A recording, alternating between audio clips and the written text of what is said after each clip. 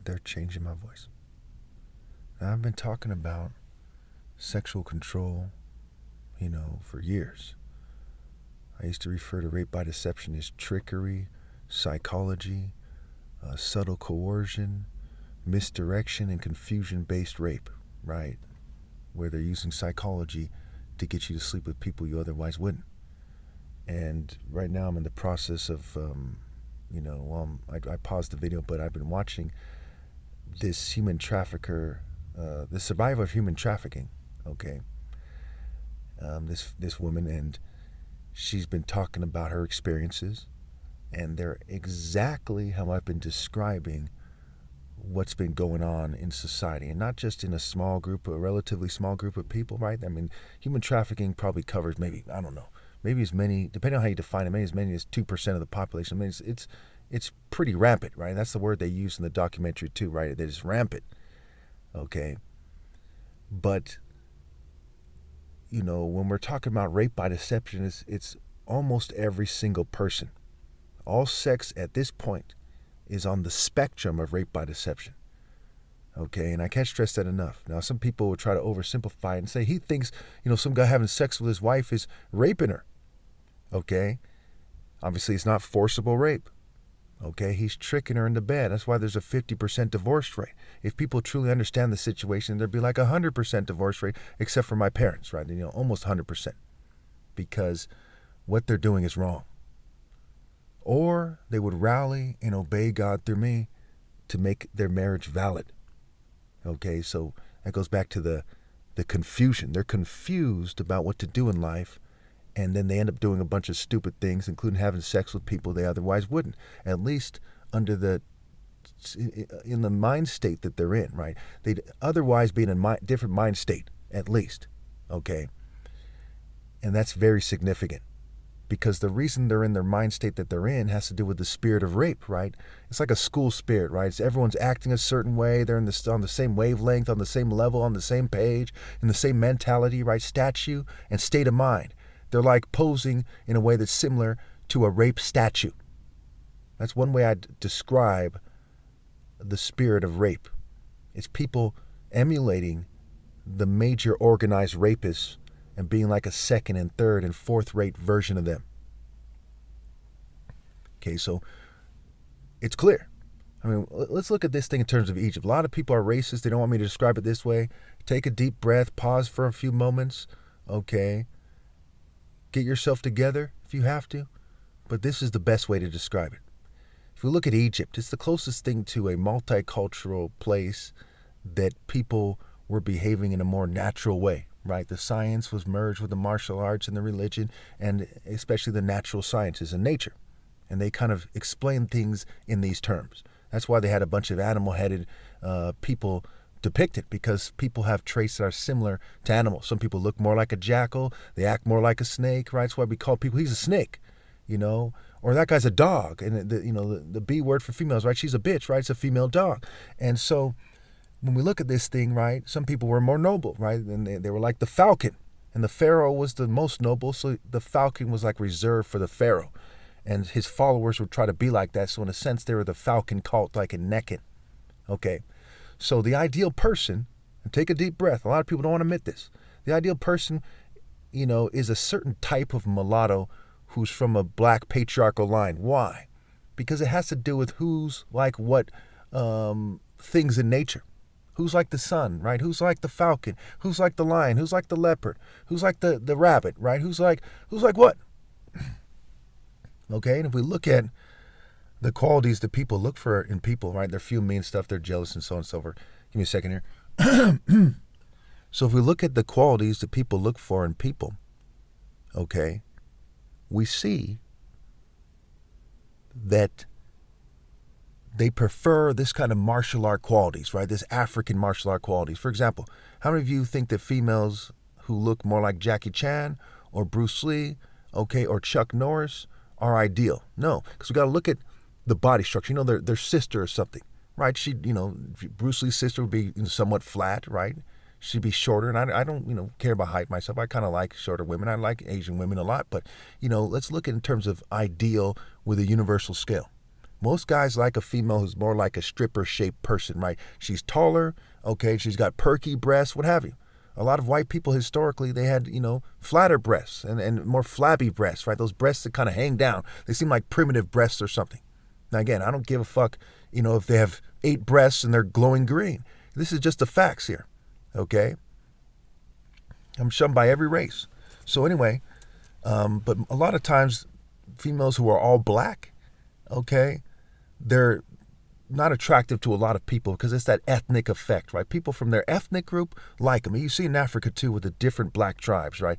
Where if you're, Somalian, you might not be so attracted to, I don't know, someone from Cameroon or the Congo and vice versa, right? You tend to be attracted to people who are from your ethnic group, not just your race, but ethnic group.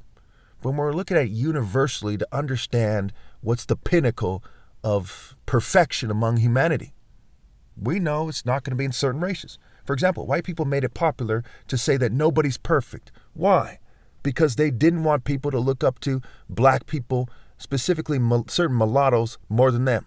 This is why the Klan said, stay away from the white girls. Because the Klan, was started by the Englishmen, and the English royals, basically had their hand in it, is what is the logical assumption, at least, right? And therefore, they were told to go after black people who seem more impressive than the English royal family. That's a huge part of gang stalking as well. Okay, so when we look at human trafficking, it has a lot to do with eugenics. Okay, and the guy who coined the term eugenics said it was the study of the agencies under social control that improve or impair racial qualities. Why racial qualities? Why take black people as slaves? They were mixing with black people to some degree to try to inject their genes into certain bloodlines in the white race to try to make the white race seem superior, right? Improve or impair. How do you improve it?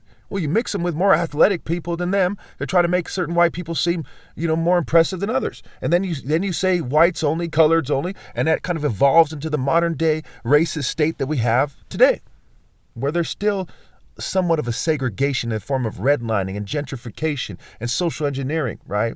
And controlling, the housing scandals, where they make it harder for blacks to get certain mortgages and, interest rates and so on and so forth. They do things a certain way to kind of social engineer the city, right? Social development. And some people shamelessly, are in that field, right? Urban development, AKA keeping the black people out, right? Blacklist, blackball, okay, blackmail. Why are these terms called that? Because they want to first and foremost control black people, because certain black people have the lethal grace for authority. There's one professor did an in-depth study into African martial arts, especially how they went to America in the transatlantic slave trade, right? And these African martial arts were taken among the other captives into America, okay? And so they found that, the Igbos, my tribe, certain members of them had a more lethal grace for authority, is how he described it. A lethal grace, right? They're intensely determined to be in charge. For those of you who know a little bit about Africa, you probably heard that Nigerians are controlling, okay? We don't all agree. People of Nigerian descent don't all agree who should be in charge. And some of us are far more noble than others. And I'm the most noble, okay? It's pretty straightforward. So when we look at these qualities, right, vir and virtue means man, even in the English language, the Latin root, what have you, we see that the ideal person is righteous, just, virtuous, wise. He's a martial artist, right? Would you rather a nerd, be seen as ideal in your race, or somebody who's an on-point martial artist? Most people would quickly say martial artist. When's the last time you've seen a movie about a nerd that's impressive? It just doesn't happen. Revenge of the Nerds does not compare to Chinese Connection, okay, or the Black Panther if it was a more serious movie instead of a kind of liberal gay wash, which is also how they get at black people. They try to make them seem more dirty, try to make them gay, try to make them more poor, and they've made them poor and gay, and etc. to a certain degree. Okay, but going back to the original argument, right, the ideal person is a mulatto. We know for many reasons. One, why are there so many tanning salons? Why are there so many tanning salons? And some people, it doesn't matter if they get a tan or not, they're still not going to be too attractive, right? I mean, it's just straightforward. Okay, what is universally more beautiful? What is universally more perfect, right? Martial arts are lifestyle. So what's the best lifestyle? The top martial arts, full of grace, righteousness, wisdom, justice, superior cultivation, right? Discipline, timing, focus. Okay, these are universal characteristics, right? When we look at a movie, we call it a movie character. Martin Luther King said, judge people by the content of their character. And there's so many reasons I'm right. So that's a huge part of human trafficking, is people who otherwise wouldn't get the hot chick, end up passing her around, so to speak, right? Okay, that's why the word Horus, it's a Greek word, right? That's a Greek word. And then the English language came up with the word whore. So whore and second word us. Why? Because they're cheating the Royal African Falcon top martial artist out of the most attractive women. That's why the word rape is similar to the word ripe and rope. And they hung the black guy with a rope, they took slave captives, and they raped them. And the wars that had the most rapes were European wars. Even though they tried to make a lot of rapes in the Congo War, World War II still had more rapes. Okay? Rapes and murders through the roof. So they kind of turn things around, right? And you know them by their works. And the devil deceives. So he deceived many African people into killing each other, genocide, mass rape, mass murder, selling their goods for guns, second-rate guns and cocaine and drugs, and waging all these wars. That did not happen before the deceivers came in. Now again, I'm not racist. These are the facts. If it was the other way around, I'd say it the other way around. I'm not saying this because I look black or something. I'm mulatto.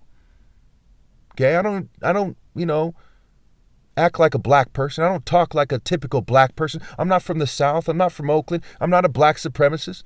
I'm from a white town. I'm not a racist. I grew up with my mom in the house all the time. She's white. And my dad, who's Nigerian, was at work working like 16 hours a day as a brain surgeon. Okay, and then sometimes he'd go to the library or something. Or he'd sleep at the hospital. He wasn't in my life that much, just enough to kind of discipline me, give me a hard time about my bad grades when I was younger, what have you. So when we look at this thing, right, to ignore what is ideal is to contribute to rape, because that's like central to this. To confuse people about what is ideal so they don't get forcibly raped or human trafficked, instead they sleep with the fucking oppressor, is extremely evil. That's the devil's original plan, right? He wants himself to seem superior to God. So he wants you to use psychology and chemistry and technology and artificial intelligence and brain hacking to convince people to be dumb enough to date him willingly and to have his kids willingly. That's part of why abortion's illegal in like 20-something states right now. They tend to be red states, right? They're like almost all red states. Because that's where the white people are most. California's like 40% Hispanic or something. You see what I'm saying? It's, the devil wants to reproduce evil. It's God's plan in reverse, right? Be fruitful and multiply for the synagogue of Satan and the Roman wolf and so on and so forth. That's what's going on here. And when you try to say, hey, just date him. Oh, it's just sex. Then you're being the devil's bitch. And that's some bitch fucking shit. That's pathetic. When God Almighty sees this and sees some punk-ass bitch saying, in order for them to not get human trafficked, because if you understand how it works, they should magically date their fucking devil snake oppressor, that they should prefer death to dating. Type of fucking oppressor bitch. Oppressor. Now they're fuming me, causing me to stumble my words. Because this is a rape cult devil that has people right now who are human trafficking right now, has other people who are working with them, making it harder for me to speak, so it's harder for me to get people to rally to me to stop human trafficking, because the whole system is a rape system. FBI, F, bi, like bisexual, F meaning fuck. CIA, CI alpha. Police, police. A green card, green the color of fertility. It's a rape cult, sniveling Zeus fucking system, where just like Zeus raped Ganymede, raping the kids is in the cards too. And you think the answer is to date them? I don't care if they got your whole family hostage. You're going to burn in hell hot if you date these motherfuckers.